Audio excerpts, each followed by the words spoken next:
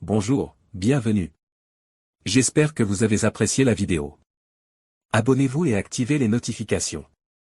Étienne avait toujours cru qu'il menait une vie heureuse. Son mariage avec Céline lui semblait stable, fondé sur des années de confiance, d'amour et une routine qui, pour lui, était synonyme de sécurité. Ils avaient 2 enfants formidables dans une maison douillet où les rires résonnaient dans les couloirs, rendant chaque journée un peu plus spéciale.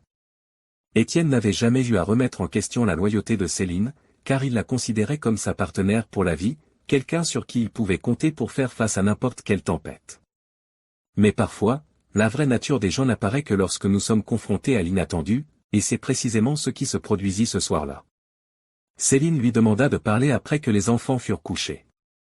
Son ton de voix semblait détendu, mais il y avait quelque chose de différent dans ses yeux, comme si elle était sur le point de dire quelque chose qui changerait tout. Étienne, sans se douter de rien, s'installa sur le canapé, s'attendant à une conversation sur la journée ou peut-être leur projet du week-end, mais Céline alla droit au but. Que penses-tu d'aller à une soirée échangiste? La question tomba comme un coup de tonnerre. Étienne cligna plusieurs fois des yeux, n'arrivant pas à croire ce qu'il venait d'entendre. Peut-être avait-il mal compris? Peut-être plaisantait-elle. Mais le léger sourire sur son visage montrait qu'elle était sérieuse. Quoi? Demanda-t-il en espérant qu'elle se corrigerait. Une soirée échangiste, répéta Céline, maintenant plus enthousiaste. Quelque chose de nouveau, de différent, ça pourrait être amusant. Le mot « amusant » sonnait si faux qu'Étienne faillit laisser échapper un rire nerveux. Son estomac se noua. En toutes ces années, il n'avait jamais vu le moindre signe indiquant que Céline puisse penser de la sorte. Il n'avait même jamais abordé un sujet suggérant qu'elle s'ennuyait ou cherchait ce genre de choses. Pourtant, elle se tenait devant lui, l'air de dire que c'était la chose la plus naturelle du monde. Étienne se pencha en avant, les coudes sur les genoux, tentant de trouver une explication logique. « Tu es sérieuse ?» Céline soupira et leva les yeux au ciel comme s'il était naïf. « Bien sûr que je suis sérieuse. Beaucoup de gens le font, et tout redevient normal après. C'est juste une façon de sortir de notre routine, de sortir de l'ordinaire. » Étienne sentit une morsure dans sa poitrine. Voilà donc, pour elle, leur mariage était devenu un cycle monotone. Au lieu de discuter ou de chercher des moyens de raviver la flamme à deux, Céline pensait que la solution était de coucher avec d'autres personnes. Il prit une longue inspiration, luttant contre la vague d'émotions qui montait en lui. Ça n'a aucun sens. Tu veux que je te regarde avec un autre homme, que je sois avec une autre femme sous tes yeux? Céline haussa les épaules. Je ne vois pas le problème. Tant qu'on est d'accord, ça ne serait pas trompé. Pas trompé, répéta-t-il incrédule. Déjà l'idée que sa femme puisse envisager ça était dur à accepter, mais ce qui l'effrayait le plus était la façon dont elle en parlait, comme si cela n'affecterait rien, comme si ça ne risquait pas de détruire tout ce qu'ils avaient construit. Étienne sentit une boule se former dans sa gorge. Il n'avait jamais été jaloux ou possessif, mais ça dépassait toutes les limites qu'il considérait acceptables. Je ne le ferai pas. Céline croisa les bras. Pourquoi pas? Tu ne veux même pas y réfléchir? Parce que ça va à l'encontre de tout ce en quoi je crois, de tout ce qu'on a construit. Je ne veux pas te partager avec qui que ce soit. Elle leva encore les yeux au ciel avec un soupir frustré. Tu t'enfermes dans tes idées. Tu penses que ça ferait de moi une personne pire? Étienne n'en revenait pas de la tournure que prenait la discussion. Il ne s'agit pas d'être meilleur ou pire, Céline. C'est une question de respect, d'engagement. Tu ne vois vraiment aucun problème à tout ça? Elle détourna brièvement le regard, puis esquissa un léger sourire. Je crois que tu réagis de façon excessive, mais très bien, tu n'as pas à décider maintenant. Réfléchis d'accord. Elle se leva du canapé et partit vers la cuisine comme si elle venait de proposer une simple sortie pour le week-end. Étienne resta là, immobile, un sentiment d'angoisse grandissant. Ce n'était pas juste une idée farfelue, c'était le signe de quelque chose de bien plus profond, et à cet instant, pour la première fois, Étienne sentit que leur mariage était au bord d'un gouffre. Étienne passa les jours suivants à tenter d'oublier cette conversation. Il voulait croire que Céline avait parlé sous le coup d'une impulsion, que ce n'était rien de plus qu'une fantaisie passagère qui disparaîtrait aussi vite qu'elle était apparue, mais au fond de lui, il savait que ce n'était pas le cas. La façon dont elle avait insisté, la désinvolture avec laquelle elle abordait un sujet si sérieux, tout indiquait que ce n'était pas une idée en l'air. Et la confirmation arriva plus tôt qu'il ne l'aurait cru. Un soir, alors qu'il regardait la télé, elle revint à la charge avec la même facilité que si elle proposait de choisir un restaurant. « Tu as réfléchi à ce que j'ai dit ?» demanda-t-elle. Sa voix paraissait calme, mais son regard était fixé sur lui. Étienne ferma les yeux un instant et laissa échapper un long soupir. « Je n'ai pas besoin d'y réfléchir. Ma réponse est la même. » Céline se tourna complètement vers lui, désormais très sérieuse. « Étienne, tu ignores quelque chose qui pourrait être bénéfique pour nous deux. Tu as toujours dit que tu me faisais confiance, non ?» Il fronça les sourcils. « Ça n'a rien à voir avec la confiance, c'est une question de respect. » Céline secoua la tête, impatiente. « Du respect ? Je ne te trompe pas, je ne te cache rien. Je propose qu'on vive quelque chose ensemble, quelque chose qui pourrait renforcer notre relation. » Étienne ne put retenir un rire amer. « Renforcer ? En quoi coucher avec d'autres personnes pourrait renforcer ce que nous avons ? » Elle soupira comme si elle expliquait une évidence à quelqu'un de têtu. Parce que quand un couple s'autorise de nouvelles expériences, il crée un lien plus solide, plus honnête.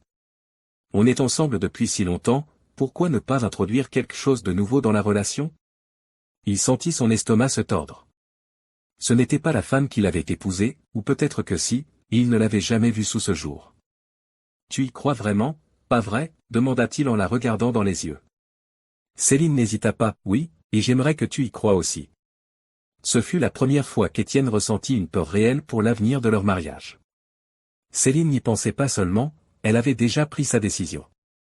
Cette nuit-là, il dormit à peine, ou plutôt, il resta allongé, les yeux fixés sur le plafond, écoutant la respiration calme de Céline à côté de lui, comme si de rien n'était, alors qu'en lui, tout s'effondrait. Puis le coup final tomba 2 jours plus tard. Petitement, Céline abattit sa dernière carte. « Si j'enregistrais tout, tu te sentirais plus rassuré ?» Étienne faillit faire tomber sa tasse. « Quoi ?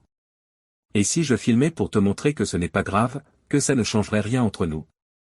Pendant une seconde, Étienne crut qu'elle testait simplement ses limites, mais Céline le regardait avec le plus grand sérieux. Voilà où ils en étaient arrivés. Ce n'était plus une invitation ni une demande, c'était un ultimatum. C'est à ce moment-là qu'Étienne sut. « Si tu y vas, notre mariage est terminé. » Il prononça ces mots fermement, sans l'ombre d'une hésitation, comme un verdict non négociable. Céline cligna des yeux comme si elle ne s'y était pas attendue. « Tu es sérieux ? » « Plus que jamais. » Elle le fixa quelques secondes, l'évaluant du regard, puis esquissa un petit sourire. « Je pense que tu réagis de façon excessive. » Elle se leva, attrapa ses clés de voiture et partit. Étienne resta là, attablé, sentant le monde s'écrouler autour de lui. L'esprit de Céline était déjà décidé, et maintenant, c'était à lui de prendre sa décision. Il resta immobile, écoutant le bruit de la voiture de Céline qui s'éloignait. Le silence qui retomba sur la maison était plus lourd que jamais. Sa femme avait fait son choix, il devait faire le sien. Le mariage qu'il croyait inébranlable, bâti sur la confiance et le respect, venait de s'effondrer sous ses yeux, et le pire, c'est que Céline ne semblait ni désolée ni indécise. Pour elle, ce n'était qu'une étape naturelle, un jeu sans conséquence, mais pour Étienne, c'était une trahison avant même qu'elle ne se produise. Il resta quelques minutes à la table, tentant de tout assimiler. Son cœur battait vite, sa poitrine était lourde, et la seule chose dont il était sûr, c'est qu'il ne pouvait plus rester sans réagir.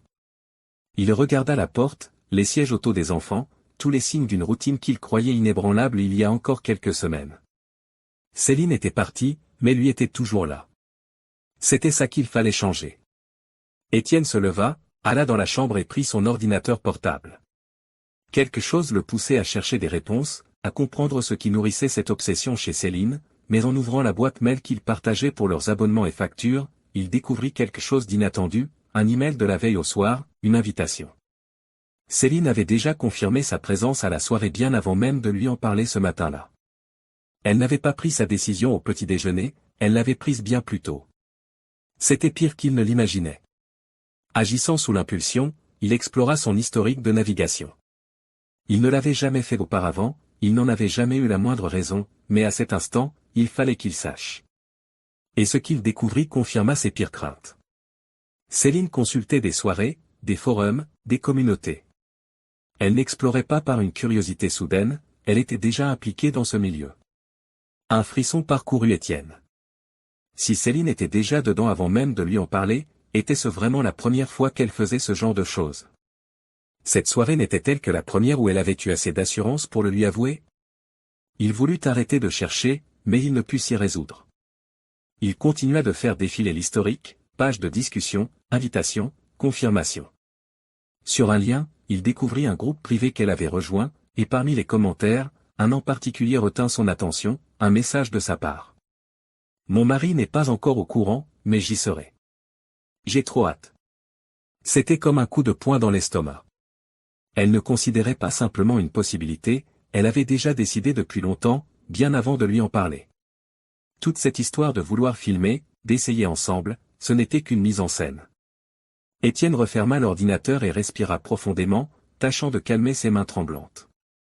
Son mariage était déjà fini, il ne le savait juste pas encore, mais si Céline pensait pouvoir le manipuler et s'en tirer sans conséquence, elle se trompait lourdement. Il prit son téléphone et se mit au travail. D'abord, il appela un avocat. Avant même que la nuit ne tombe, il lançait déjà la procédure de divorce. Puis, il fit quelque chose qu'il n'aurait jamais cru possible. Il sortit un disque dur externe et y enregistra toutes les preuves qu'il venait de découvrir. Si Céline voulait détruire leur mariage, elle allait en assumer les conséquences. Les heures passèrent. Il était près de minuit quand Étienne entendit la voiture se garer dans le garage. Il resta sur le canapé, immobile, le regard fixé sur l'écran éteint de la télévision. La porte s'ouvrit, Céline entra, les cheveux un peu en désordre, le maquillage légèrement effacé, mais toujours avec ce sourire, un sourire qui montrait qu'elle avait passé une bonne soirée, un sourire sans l'ombre d'un remords.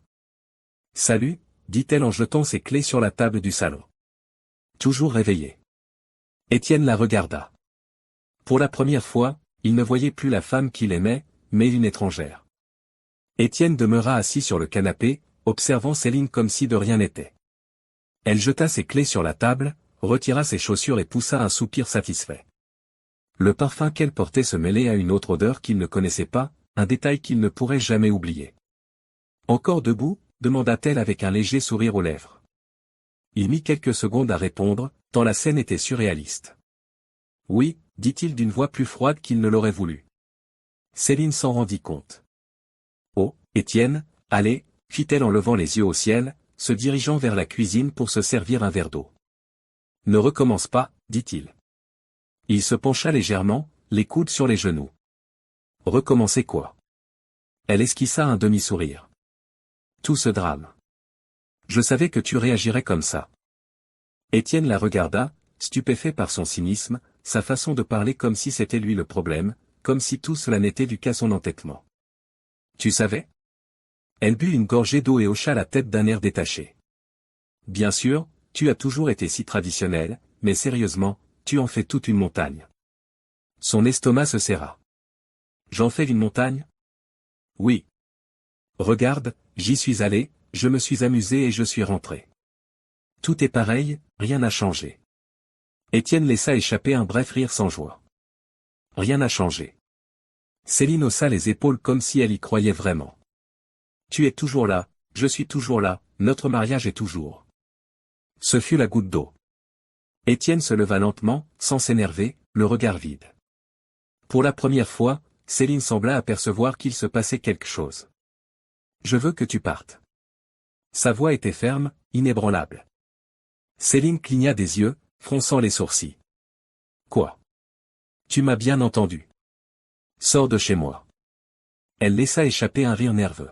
« Arrête, Étienne, tu exagères. On en reparlera demain. » « Il n'y aura pas de demain, » répliqua-t-il. Le sourire de Céline disparut. « Tu es sérieux ?» Étienne la regarda dans les yeux, et elle sut que ce n'était pas une menace en l'air. Il prit son téléphone et tapa rapidement un message. En quelques secondes, Céline entendit une notification sur son propre téléphone. Déconcertée, elle le sortit de son sac et déverrouilla l'écran, puis elle devint livide. « Qu'est-ce que ?» Étienne croisa les bras. Une sauvegarde.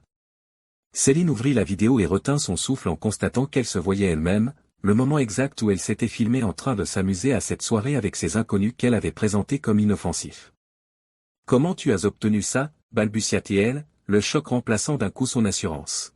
« Tu n'es pas aussi discrète que tu le crois, Céline, et tu n'es pas aussi prudente. Elle ouvrit la bouche sans rien dire, tremblante. Tu as piraté mon téléphone? Tu m'as donné accès à notre adresse mail commune, celle qu'on utilise pour les services de streaming et les factures. Tu as oublié que ton cloud fait des sauvegardes automatiques. Céline écarquilla les yeux, le téléphone tremblant dans sa main. Tu préparais tout ça depuis des semaines? Ce n'était pas une impulsion ou une idée de dernière minute, tu étais déjà impliqué bien avant. Étienne, je peux tout expliquer. Il leva la main pour l'interrompre. Pas la peine. Tu as tout expliqué au moment même où tu as franchi le seuil ce soir. Un début de panique traversa enfin son regard. Mais ça ne veut pas dire que j'ai déjà engagé la procédure de divorce, n'est-ce pas? Céline recula d'un pas comme si on venait de la frapper. Quoi? Et je vais me battre pour la garde exclusive des enfants. Non. Elle se mit à paniquer. Étienne, s'il te plaît, ne fais pas ça. Il la regarda d'un calme effrayant. C'est toi qui l'as fait. Étienne attrapa ses clés de voiture et avança vers la porte. Céline, à présent complètement désespérée, se précipita pour lui saisir le bras. Écoute, on peut s'arranger. Il marqua une pause et la fixa comme si c'était la dernière fois qu'il la voyait. Tu as jeté ce qu'on avait, maintenant assume les conséquences. Il n'y avait plus rien à dire. Il sortit, la laissant seule dans le salon, agrippant son téléphone qui contenait la preuve de sa propre erreur. Étienne conduisit sans but, chaque kilomètre lui rappelant le poids de ce qu'il venait de faire. Son mariage était mort, mais plus encore, l'illusion qu'il avait entretenue durant si longtemps venait de voler en éclats. Il avait toujours cru bien connaître Céline, qu'ils partageaient un lien inaltérable, qu'elle ne sacrifierait jamais tout ce qu'ils avaient bâti ensemble. Or, la vérité, c'est qu'elle avait tout jeté depuis longtemps. Il n'avait fait que l'ignorer. Son téléphone vibra sur le siège passager, Céline. Il l'ignora. Il vibra à nouveau, puis encore, les messages désespérés s'accumulaient sur l'écran. Étienne, s'il te plaît, réponds. Pardonne-moi, on doit parler. C'était une erreur, ça ne veut rien dire pour moi. Ne me prive pas des enfants, je t'en supplie. Étienne laissa échapper un rire amer. Maintenant, ça ne signifiait plus rien, maintenant, c'était une erreur, maintenant elle suppliait. Elle ne se sentait pas coupable en partant ce soir-là, elle ne s'inquiétait pas des conséquences, en revenant, tout sourire, persuadée qu'elle pourrait reprendre la vie comme si de rien n'était, mais c'était trop tard. Il se gara près du parc où il emmenait habituellement les enfants le dimanche. À cette heure, il n'y avait personne, les lampadaires projetaient de longues ombres sur le sol. Il sortit de la voiture et respira l'air frais de la nuit. Il avait besoin de silence pour remettre de l'ordre dans ses pensées avant de faire son prochain pas, car même si son mariage était mort, la vraie bataille ne faisait que commencer. Il savait que Céline n'accepterait pas facilement le divorce, encore moins de perdre la garde des enfants, mais il refuserait que ses enfants grandissent dans un foyer où l'engagement et le respect sont jetés à la première occasion. Il reprit son téléphone et finit par répondre. Il n'y a plus rien à dire, Céline. Mon avocat dépose tout demain. On se verra au tribunal. Puis il bloqua son numéro avant qu'elle ait le temps de répondre. La procédure de divorce fut rapide, mais loin d'être simple. Céline essaya de se justifier, de se défendre, d'utiliser les quelques cartes qui lui restaient. Elle pleura devant le juge, se présenta comme une victime, jura qu'elle regrettait et qu'elle aimait toujours Étienne, qu'elle voulait reconstruire leur famille, mais les preuves étaient irréfutables, vidéos, messages, historiques de navigation, il n'y avait rien à contester. Quand le verdict tomba, Étienne sut que c'était la vraie fin. La garde des enfants lui fut accordée. Céline pouvait leur rendre visite, mais selon des conditions précises. Son comportement dans les mois à venir déterminerait si elle conserverait ce droit. Elle perdit bien plus qu'elle n'aurait pu l'imaginer. Étienne n'éprouva aucune joie à la voir dégringoler. Ce n'était pas une vengeance, ça ne l'avait jamais été, juste la conséquence inévitable de ses actes. Quelques mois plus tard, Étienne reconstruisait sa vie. La douleur était toujours là, mais elle avait une autre saveur, elle n'était plus ce poids étouffant dans sa poitrine, juste une cicatrice, quelque chose qui l'avait fait souffrir, mais qui maintenant lui rappelait le chemin parcouru. Les enfants allaient bien mieux, même l'atmosphère à la maison était plus légère, sans cette tension silencieuse dont il n'avait même pas conscience auparavant. Quant à lui, il réapprenait à vivre sans Céline, il réapprenait à faire confiance, à être heureux. Un après-midi, alors qu'il emmenait les enfants dans ce même parc où il avait passé cette nuit décisive, il croisa Arnaud, un voisin discret, toujours calme. Ils se saluèrent, et Étienne remarqua une certaine gêne sur le visage d'Arnaud. Il y a quelque chose que je voulais te dire, dit-il, hésitant, quelque chose que tu devrais savoir. Étienne fronça les sourcils. Quoi donc? Son voisin détourna le regard un instant, pesant ses mots. Céline, cette soirée où elle est allée, eh bien, ce n'était pas la première fois. Un court silence tomba, l'espace d'un instant, le monde sembla se rétrécir. Étienne observa Arnaud, tentant d'assimiler ce qu'il venait d'entendre. Qu'est-ce que tu veux dire? Le voisin se gratta la nuque, mal à l'aise.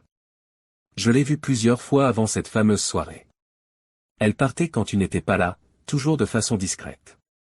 Je pensais que c'était juste pour voir une amie ou faire une course, mais quand j'ai entendu parler du divorce, j'ai compris. Étienne ferma un instant les yeux, sentant l'amertume de la vérité sur le bout de la langue.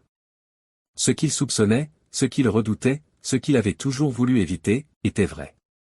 Céline le trompait depuis longtemps. Cette soirée n'était pas un début, mais le moment où elle s'était sentie assez à l'aise pour lui montrer qui elle était vraiment. Curieusement, il ne ressentit pas de colère, mais un profond soulagement, car à cet instant, il sut que le divorce n'était pas une perte, mais une libération. Merci d'avoir regardé la vidéo. Si vous l'avez appréciée, n'oubliez pas de vous abonner à la chaîne et d'activer les notifications pour ne manquer aucune mise à jour. À la prochaine.